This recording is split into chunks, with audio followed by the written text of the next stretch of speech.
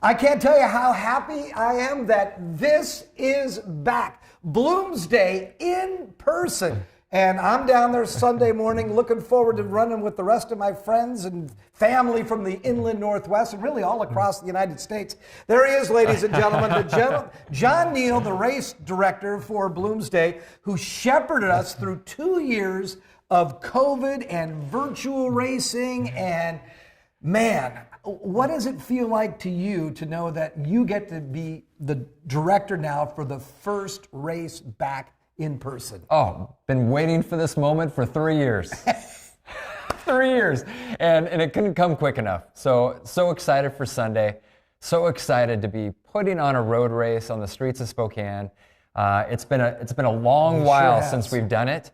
But I got to tell you, unbridled enthusiasm, I think, is a great way to describe what we're experiencing around here at Bloomsday HQ. The volunteer teams are all back.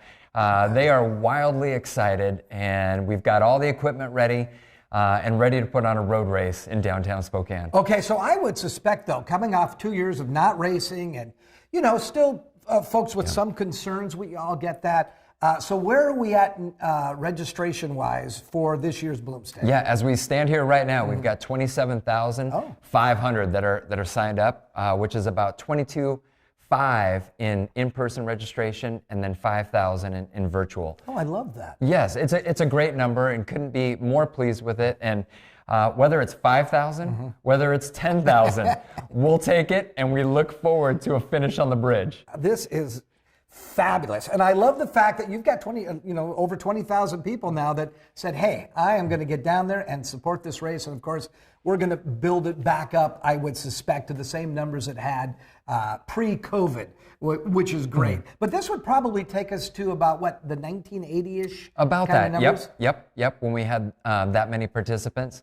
And so it's certainly our focus is on quality, and it always has been at Bloomsday, is making sure we put on the best road race in the nation, and they will get that this Sunday, guaranteed.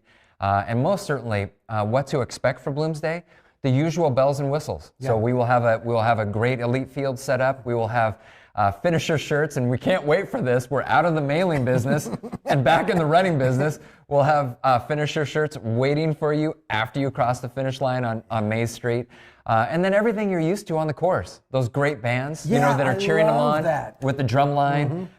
Bill Robinson, the Vulture, waiting for high fives at the top of Doomsday. Great article in the newspaper about him this week. That was fabulous. Indeed. Yeah, and he deserves all the accolades and attention, because he is such a fixture and tradition of our race. Yeah, and I love how that just kind of came about kind of as a little joke for him. Yeah. And then it turned into a big deal. Yeah. So we love you, Mr. Robinson. Thanks for being the Vulture. I'm looking forward to high-fiving you, that's for sure.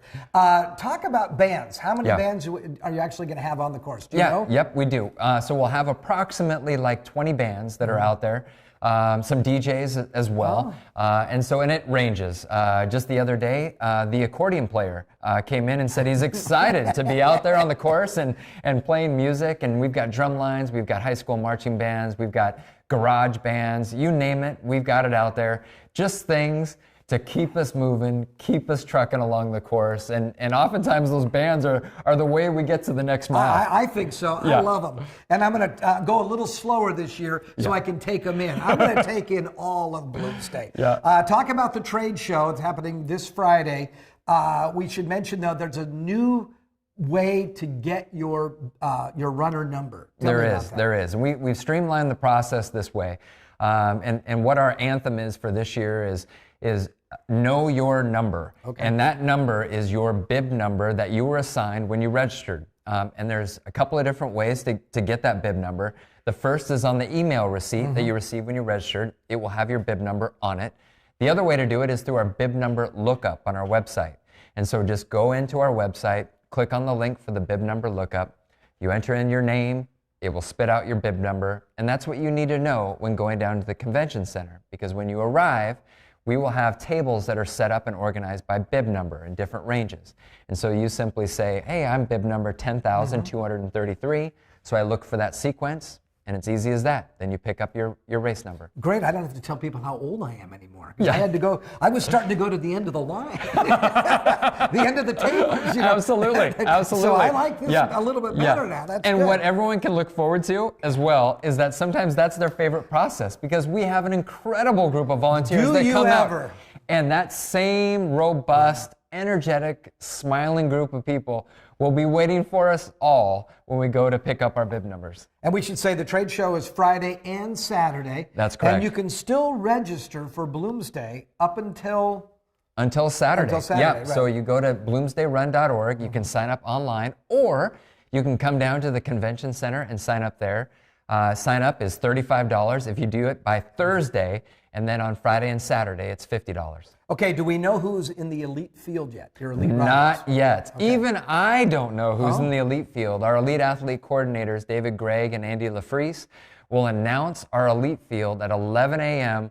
tomorrow, Thursday, and we'll learn then of the famous runners, the world-class athletes that are coming to Spokane to earn the title of Bloomsday champion. And they couldn't really run for the last 2 years, right? I mean, because a lot of these just weren't going on. So are they in shape? I mean, talk to me about this. It's been a real hardship, that's for sure, because events like Bloomsday and other races of our caliber, haven't been able to run. Now, there's also been some elite-only races that have been run to encourage that elite-level competition.